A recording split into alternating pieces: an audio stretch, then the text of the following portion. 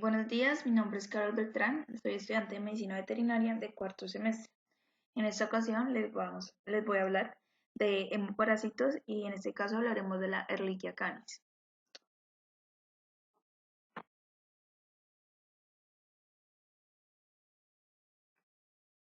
Bueno, hablando de su agente etiológico, la Ehrlichia canis es el agente causal de la ehrlichiosis. Esta es una bacteria pequeña, gram negativa, intracelular. Tiene una forma de coco y tiene un único cromosoma circular. Hablando de su taxonomía, es del filo Proteobacteria, de la clase Alpha Proteobacteria, del orden Rickettsiales, de la familia Anaplasmataceae, del género Ehrlichia y de la especie Ehrlichia canis. Hablando un poco de su ciclo biológico, eh, esta garrapata se alimenta de un perro con ehrlichiosis. Acá, como podemos ver en este pequeño diagrama, la garrapata, especialmente la Rhipicephalus sanguineus, en este caso para la Ehrlichia canis, se alimenta de un animal que esté infectado con Ehrlichia, tragándose así, ingiriendo los glóbulos blancos que están infectados. Cuando ella lo hace en la fase aguda de la enfermedad, el número de leucocitos es mayor. Entonces, su potencial infectante también va a ser mayor. Ella, después de que ingiere estas reliquias, puede transmitir esa infección hasta 155 días después. Bueno, cuando ella ingiere las reliquias, pasan a la faringe, al esófago, llegan al intestino de la garrapata y allí algunas son expulsadas por las heces y otras se quedan libres en la luz intestinal.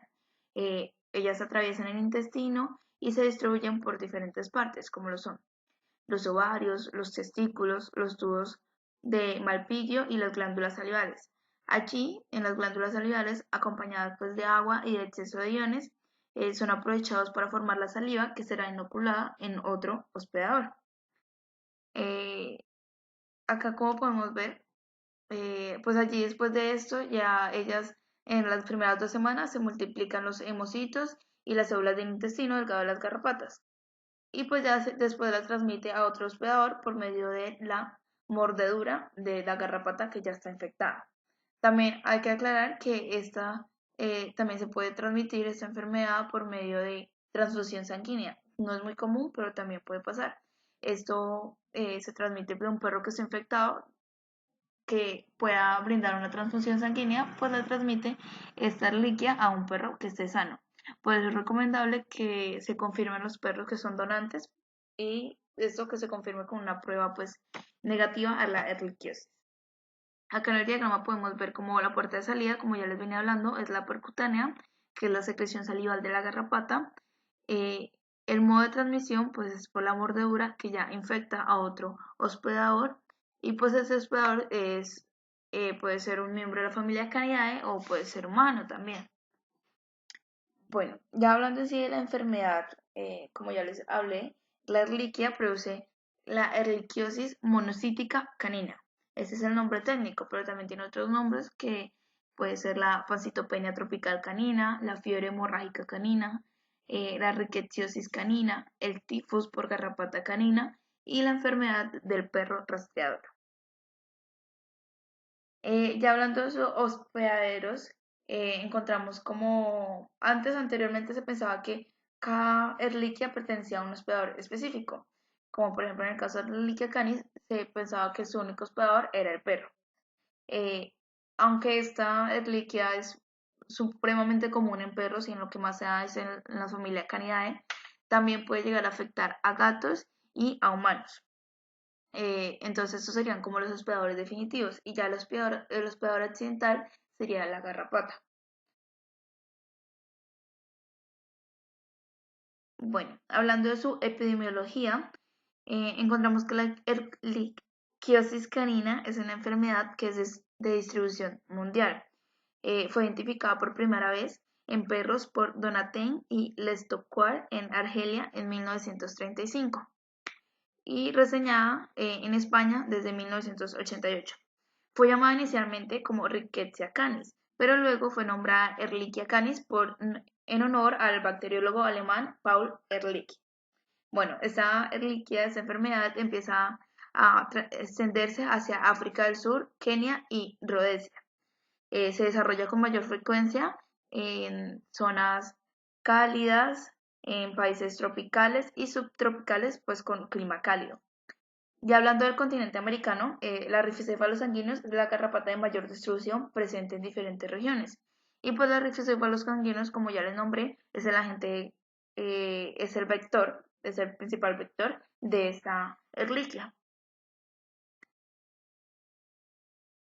En Colombia, inicialmente se encontraba reportada la enfermedad en zonas cálidas de clima tropical y caliente, donde se encuentran pues grandes poblaciones de garrapatas, pero se ha ido difundiendo en otros pisos térmicos, de manera concordante con la presencia pues de estos vectores, lo que genera pues la utilización de varias pruebas diagnósticas para poder identificar y confirmar la prevalencia en diferentes ciudades del país.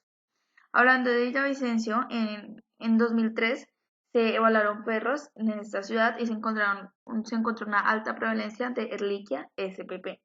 También en otros lados, como por ejemplo en Manizales, también se ha diagnosticado la enfermedad mediante una prueba inmunoenzimática o también con la técnica ELISA. Y en otros estudios que leí también se ha podido diagnosticar una alta prevalencia en Montería, Cauca, en Barranquilla. Hablando en Colombia, otra vez en el 2011 se realizó un estudio sobre la distribución de la rifocéfalos sanguíneos y otras garrapatas eh, a nivel nacional, pues con el fin de identificar las tendencias del desplazamiento para apoyar a lo que son las medidas de manejo y de control que se pueden tener para estas especies. Los resultados explican que la distribución aumenta, o sea, la distribución de los rifocéfalos sanguíneos aumenta en las zonas de mayor altitud y además se pronostica en ese tiempo, pues ese estudio es del 2011, se pronosticaba que habría una creciente para el 2020, pues teniendo en cuenta todas las variables del calentamiento global, ya que pues este calentamiento global también afecta a que los climas cálidos pues aumenten. Por ejemplo, en otros estudios que también leí, en Bogotá no se tendía a ver tanto esto pues por sus climas, que son más climas un poco fríos, pero por la ayuda del calentamiento global se ha podido ver que en zonas de Bogotá, tanto en el centro, o sea, en el centro de Bogotá como las afueras de Bogotá, ya afectan este tipo de garrapatas.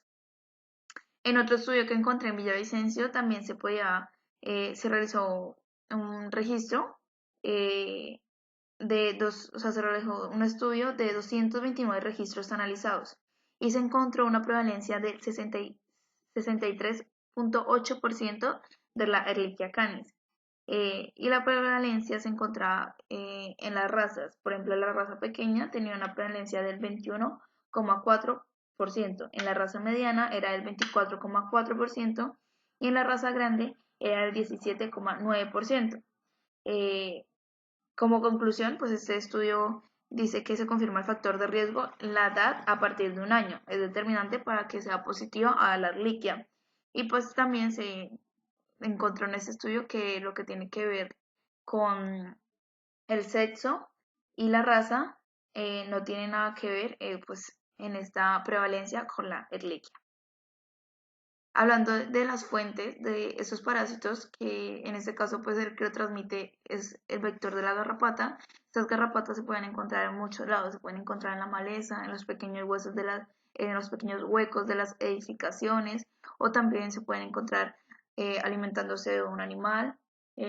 Suelen adherirse al huésped por el suelo, entonces pues cuando el animal atraviesa por este tipo de malezas, ellas se adhieren al animal escalando por sus patas y pues ubicándose en el lugar que más les guste, en el dorso, en sus miembros delanteros, en sus miembros posteriores, en sus orejas.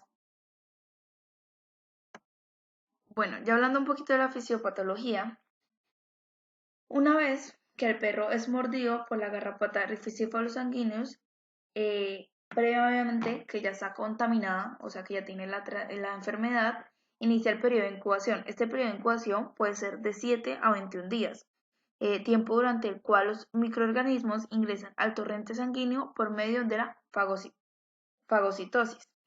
lo que hacen es que se adhieren a una célula diana y entran por endocitosis. Se alojan en las vacuolas citoplasmáticas derivadas de la membrana de la célula eucariota del hospedero, y allí crean un nicho para la supervivencia y reproducción. Las células diana se transforman en una forma intermedia que se localiza en los macrófagos del sistema retículo endotelial, principalmente en el sistema fagocítico mononuclear de los nódulos linfáticos, o sea, estamos hablando del vaso, hígado y médula ósea, en donde empieza a desarrollarse inicialmente como unos cuerpos elementales o reticulares, los cuales aumentan de tamaño y se replican por una fisión binaria y se agrupan. Estos cuerpos iniciales que continúan multiplicándose y multiplicándose forman colonias de bacterias que son las que se denominan mórulas. Entonces, acá podemos ver en este gráfico acá cómo es el ingreso. Ellos se inician con sus cuerpos elementales, luego ya es un cuerpo inicial y luego ya vemos qué pasa a lo que es la mórula.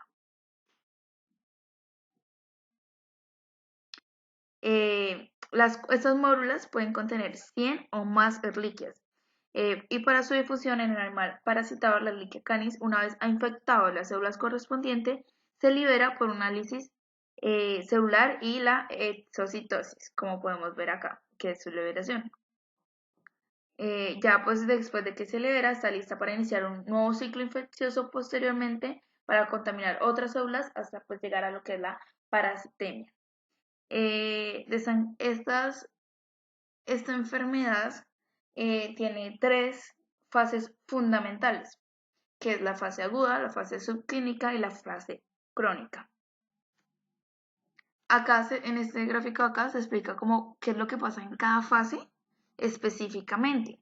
Y les voy a hablar, que es un poquito lo que yo ya expliqué, pero como algo un poquito más detallado. Entonces, lo que les voy a hablar acá un poquito es sobre los signos que se presentan en cada fase. Bueno, empezamos con la fase aguda. En la fase aguda se presentan signos inespecíficos, como lo puede ser la fiebre, letargia, decaimiento y la anorexia. Puede existir esplenomegalia y linfoadenopatías. Si existe, por ejemplo, un descenso importante de las plaquetas, se puede evidenciar por las petequias, equismosis o epistasis, como podemos observar aquí en esta figura acá, en la figura 2. Acá podemos observar unas petequias en la región abdominal en un paciente canino que cursa un cuadro agudo de erquiliosis. También se puede manifestar, pueden haber manifestaciones oculares. Las más frecuentes son, por ejemplo, la uveitis, la opacidad corneal, la hipepema, las hemorragias intraoculares e incluso la ceguera. Acá en esta figura 3 podemos observar una congestión conjuntival profunda bilateral en un paciente canino que cursa un cuadro pues, agudo también de erquiliosis. En ocasiones hay signos neurológicos por inflamación o hemorragias del sistema nervioso central. Ya después de 2 a 4 semanas, los perros generalmente se recuperan de esa fase clínica. Algunos pueden eliminar la infección, pero la mayoría pasan a una fase subclínica si no reciben el tratamiento o si el mismo tratamiento pues, no es administrado de la manera correcta. Ya cuando llega a la fase subclínica, esa fase puede llegar a ser asintomática y puede persistir a una trombocitopenia moderada, así como una esplenomegalia. La duración de esta fase es de meses a años. La Ehrlichia canis puede quedar ahí acantonada y principalmente acá se queda acantonada en el vaso. Ya después de esto llega la fase crónica. Aunque los factores que están involucrados en el desarrollo de esta fase no son muy claros, probablemente sea por la inmunosupresión o por algunos factores genéticos. La severidad de esta fase va determinada por el grado de pancitopenia, por la presencia de hipoplasia medular y por su capacidad de reversión o no. Los signos clínicos que se producen en esta fase son muy similares a la fase aguda, pero son más exagerados o más exacerbados, debido pues a la misma inmunosupresión que viene teniendo el individuo, que es producida por esta misma hemobacteria. En este caso, cuando está en la fase subclínica o en la fase crónica que tiene una inmunosupresión, este sirve esta inmunosupresión es oportunista para otras bacterias y pues hace que se empeore el cuadro clínico. Por eso es muy importante el diagnóstico diferencial, lo que les hablaré más adelante. Bueno, hablando de los síntomas clínicos asociados. En caninos podemos encontrar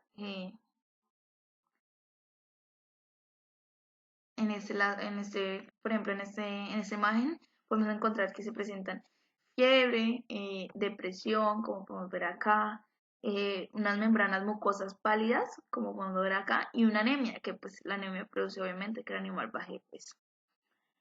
También podemos encontrar la anorexia y la pérdida de peso, como ya les estaba hablando, dependiendo de la fase, pues es muy común la esplenomegalia y también se puede aumentar la pérdida de peso y se puede producir linfadenopatías, como lo podemos ver acá.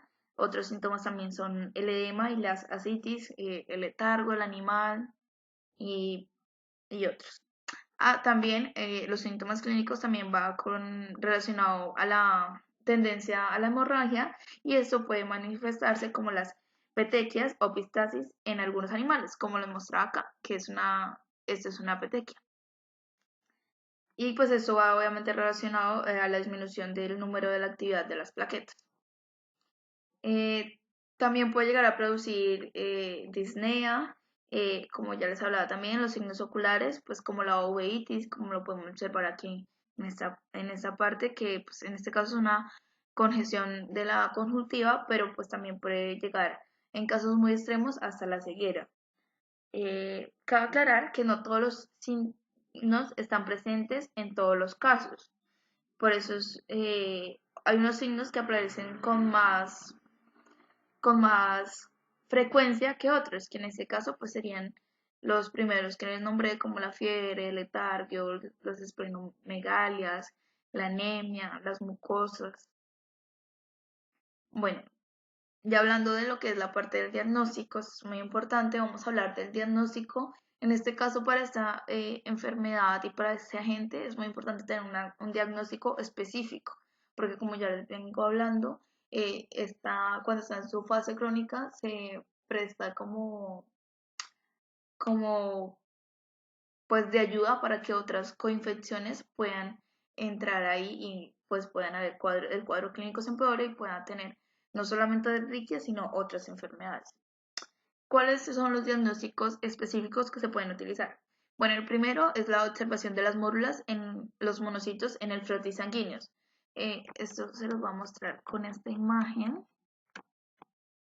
que es la primera. O sea, acá podemos ver, es un frotis sanguíneo y lo que podemos ver es una mórula que la encontramos en esta partecita de acá. ¿Cómo se hace esta observación?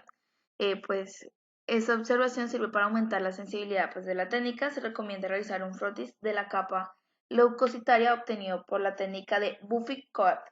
La bacteremia en fase aguda es menor del 4 y en fase crónica es menor del 1%, constituyendo pues un importante desafío para su hallazgo. De hecho, esta observación de las mórulas en monocitos en los frotis sanguíneos no es muy efectiva porque pues es muy difícil determinar, por ejemplo, también qué tipo de reliquia es. Entonces, pues esta técnica es como no muy efectiva y es por eso que toca hacer otras que sean como eh, más específicas para poder dar un diagnóstico certero. Otras que se pueden hacer es la serología. Las pruebas serológicas rápidas son técnicas pues, cualitativas que determinan la presencia o no de anticuerpos antirliquia. En estos tipos de pruebas se deben recordar dos cosas muy importantes, que hay un periodo de ventana de hasta 28 días post-infección que puede dar falsos negativos y por otro lado que los anticuerpos persisten de 6 meses a 4 años. Entonces, la sola presencia de un resultado, por ejemplo, positivo, no es que esté inherente a una enfermedad, sino que principalmente en aquellas regiones donde existía una alta prevalencia. Estos anticuerpos no son protectores, por lo tanto, el paciente es susceptible a sufrir reinfecciones y volver a presentar la enfermedad. Por lo tanto, estas pruebas rápidas, como se les venía diciendo, no deben ser utilizadas como un método de control post-tratamiento. Otra técnica que se puede utilizar son las inmunofluorescencias indirectas o las pruebas ELISA. Estas permiten titular niveles de anticuerpos y evaluar la seroconversión mediante muestras pareadas. Sin embargo, en la fase crónica hay niveles altos de anticuerpos y no se produce como un cero esfuerzo. También se puede realizar la PCR. Esta PCR permite detectar, mediante la amplificación de los fragmentos de genes target, el genoma bacteriano en sangre o en otras muestras. Su presencia es confirmatoria, sin embargo, su ausencia no descarta la enfermedad, ya que pueden existir falsos negativos. Esos falsos negativos pueden producirse porque, pues, dependiendo de la fase, la bacteremia es intermitente o porque la muestra fue tomada posterior al inicio del antibiótico terapia. Acá en esta imagen lo que podemos observar es una prueba rápida para la detección de anticuerpos de Ehrlichia canis. Bueno, ya para el tratamiento, y para finalizar, el tratamiento para la erliquiosis canina debe integrar tanto un control del vector, o sea, de la garrapata, como podemos ver en esta imagen, como el uso de fármacos específicos que permitan eliminar el agente causal, pues que en este caso es la Ehrlichia. Además, también se podría complementar y se debe complementar con una terapia de apoyo sintomática que pues favorezca la recuperación del paciente. En este caso, buscando y leyendo diferentes artículos, encontré que la droga de elección para este agente causal es la doxiciclina, que debe aplicarse 10 miligramos por cada kilogramo 24 horas o 5 miligramos por cada kilogramo 12 horas vía oral. Y debe ser utilizada durante 28 días como mínimo para pues, erradicar la bacteria en el animal. La misma debe ser suministrada con alimentos, evitando los lácteos. Esto lo hacen como con un doble objetivo, que es mejorar la absorción de la droga y pues evitar los efectos adversos que trae ella, como las gastritis, los vómitos, las náuseas, e incluso también produce la esofagitis. Hasta la fecha, y según lo que leí, no hay bueno, a excepción de la fiebre equina del Potomac, no hay vacunas comerciales disponibles que protejan de forma fiable frente a la infección, por lo que son las riquecias. En consecuencia, pues el mejor método que leí es la prevención. Se trata de prevenir la enfermedad manteniendo una estricta atención pues, para controlar y evitar la infestación de garrapatas y cualquier otro tipo de vector. La erliquiosis se transmite, pues obviamente, como ya lo he dicho, por la mordedura de las garrapatas. Entonces, por eso la prevención es algo muy importante para evitar la fijación y la alimentación de estos vectores. También hay que tener en cuenta que los dueños que planifican un viaje a un área que es endémica, que pues un área endémica en este caso para este agente causal son los climas cálidos, los tropicales o los climas tropicales o semitrópicos con una temperatura o con un clima cálido. Entonces, para la gente que planifica un viaje hacia esta área, deben estar advertidos sobre la importancia del control adecuado contra las garrapatas. Estas serían las referencias y eso sería todo.